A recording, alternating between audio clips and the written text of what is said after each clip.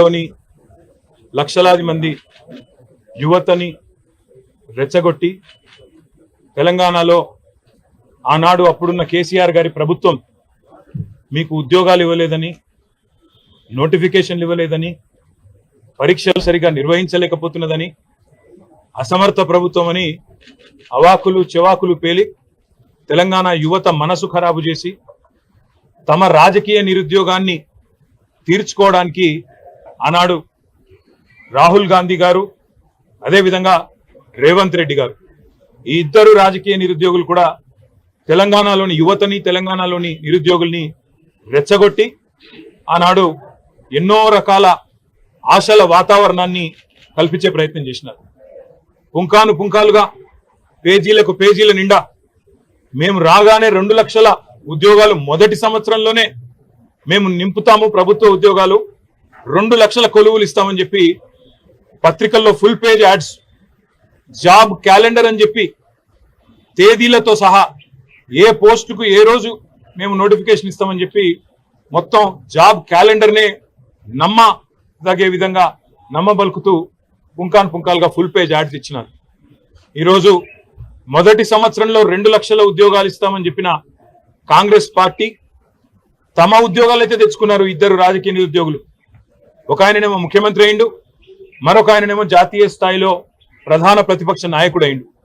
కానీ తెలంగాణలో ఇస్తానన్న 2 లక్షల ఉద్యోగాలు మాత్రం ఇంతవరకు అతి లేదు, గతి లేదు. ముఖ్యంగా ఒక్క నోటిఫికేషన్ కూడా ఈ రోజు వరకు 7 నెలల్లో ప్రభుత్వం ఇవ్వలేదు. ఒక ఉద్యోగం ఇవ్వాలంటే మొదలు నోటిఫికేషన్ ఇవ్వాలి, ఆ తర్వాత పరీక్ష పెట్టాలి, ఆ తర్వాత అవసరమైతే ఇంటర్వ్యూ, ఆ తర్వాత ఎంపిక. కానీ ఈ రోజు వరకు ఈ కొత్త ప్రభుత్వం వచ్చిన తర్వాత, కాంగ్రెస్ ప్రభుత్వం వచ్చిన తర్వాత ఒక్కటంటే ఒక్క నోటిఫికేషన్ కానీ, ఒక్కటంటే ఒక జాబ్ కానీ ఇయ్యని మాట వాస్తవం. ఒక్క ఉద్యోగం కూడా ఈ రోజు వరకు ఈ ప్రభుత్వం ఇవ్వలేదు. ఇవాళ అశోక్ నగర్లో, దిల్సుఖ్ నగర్లో, అదేవిధంగా ఉస్మానియా యూనివర్సిటీలో పిల్లలు అడుగుతున్నది ఏంది? మీరు చెప్పిన మాటనే కదా, 2 లక్షల ఉద్యోగాల సంగతి ఏంది అని అడుగుతున్నారు. ఒక్క నోటిఫికేషన్ ఎందుకు ఇవ్వలేదని అడుగుతున్నారు. జాబ్ క్యాలెండర్ ఏమైంది అని అడుగుతున్నారు. గ్రూప్ 2, గ్రూప్ 3లో పోస్టులు పెంచుతామన్నారు, దాని సంగతి ఏంది అని అడుగుతున్నారు. మెగా డిఎస్సి అన్నారు కదా మీరు మొదటి కేబినెట్ లోనే, ఏమైంది మెగా డిఎస్సి? మీరే చెప్తారు కదా 21,000 ఉద్యోగాలు, 50,000 ఉద్యోగాలని, ఏవి మరి డిఎస్సిలోని ఆ ఉద్యోగాలు అని చెప్పి పిల్లలు అడుగుతుంటే వారి మీద ఈరోజు మీరు మాట్లాడుతున్న విధానం, ఒక ముఖ్యమంత్రి స్థాయిలో ఉండి ఇంత దౌర్భాగ్యంగా, ఇంత దివాలాకోరుతనంతో మాట్లాడిన మొట్టమొదటి ముఖ్యమంత్రి రేవంత్ రెడ్డి. ఎంత నిర్లక్ష్యంగా, నిర్లజ్జగా, అసలు మోతీలాల్ అంటే ఆయనే ఉద్యోగాలే రాస్తలేడు, ఆయన కూడా నిరాహార దీక్ష చేస్తున్నాడు అని చెప్పి ఇవాళ మోతీలాల్ అనే తమ్ముడిని అవమానించే విధంగా, గ్రూప్స్ కు ప్రిపేర్ అవుతున్న తమ్ముడిని అవమానించే విధంగా మాట్లాడడం.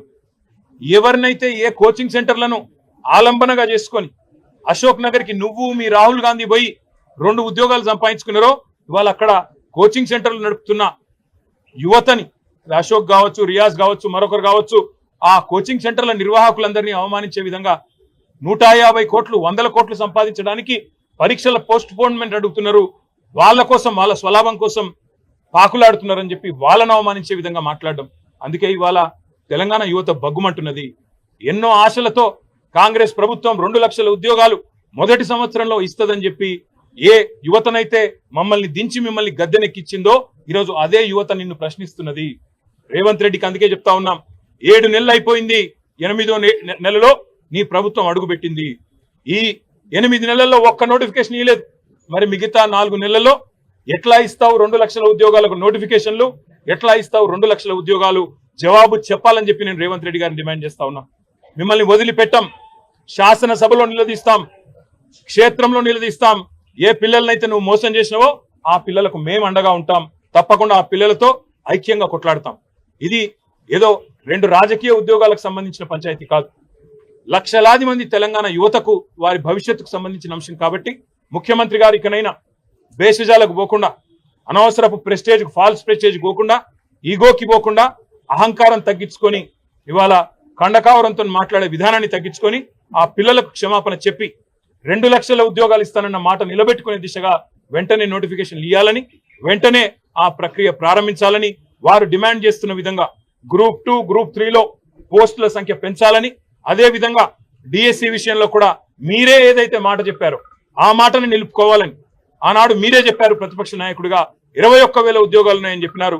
అవి కూడా వెంటనే నోటిఫై చేయాలని, అదేవిధంగా గ్రూప్ 1 లో కూడా 1:100 నిష్పత్తిలో పిలవాలని మేం పెట్టిన డిమాండ్ కాదు.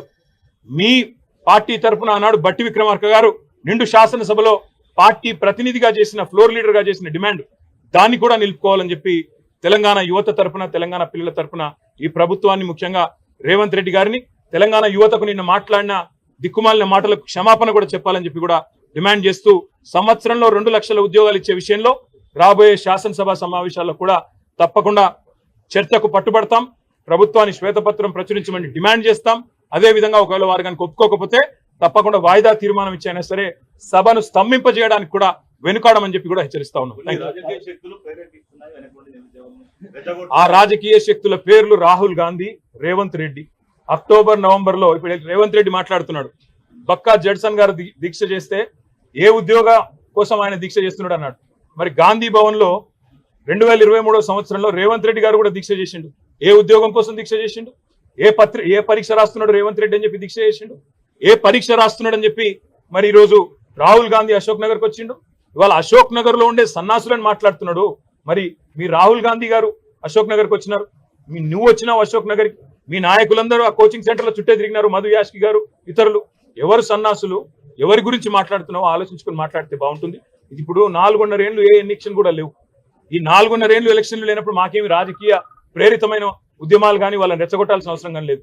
మీరిచ్చిన మాట మీరు నిలుపుకుంటలేరు కాబట్టే ఇవాళ పిల్లలు రోడ్ ఎక్కుతున్నారు.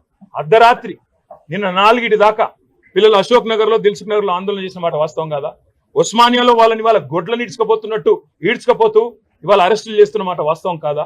6 నెలల లోపలనే ప్రజాపాలన అంటే ఎమర్జెన్సీని తలపించే విధంగా ఇవాళ పిల్లలు బాధపడుతున్న మాట వాస్తవం కాదా? వాటికి సమాధానం చెప్పే సత్తా లేక ఇవాళ నోటికొచ్చినట్టు వాగడం కాదు ముఖ్యమంత్రి గారు. ఇంకా ప్రతిపక్షంలో ఉన్నట్టుగానే మాట్లాడుతున్నాడు రేవంత్ రెడ్డి. ఒక ముఖ్యమంత్రిగా గౌరవంగా తెలంగాణ పిల్లల గురించి మాట్లాడితే ఆయనకు మంచిది, అందరికీ మంచిది, రాష్ట్రానికి. సరే, రేవంత్ రెడ్డి గారి గురించి ఎంత తక్కువ మాడితే అంత మంచిది. మేము అనేది ఏమంటే, రేవంత్ రెడ్డికి సత్తా ఉంటే, నీ ప్రభుత్వానికి నిజాయితీ ఉంటే, చిత్తశుద్ధి ఉంటే, నువ్వు అంటావు కదా మాట్లాడితే శ్వేతపత్రం అని, ప్రచురించి శ్వేతపత్రం. ఎన్ని నోటిఫికేషన్లు ఇచ్చినావు తెలంగాణ వచ్చినాక? ఎన్ని ఉద్యోగాలు భర్తీ చేసినావు? నువ్వు చెప్పిన 2 లక్షల ఉద్యోగాలు, నువ్వు చెప్పిన జాబ్ క్యాలెండర్ లో ఎన్ని మాటలు నిలబెట్టుకున్నావు? స్పష్టంగా ఒక శ్వేతపత్రం ప్రచురించి మీరు చెప్పాలని చెప్పి నేను డిమాండ్ చేస్తాను. Thank you.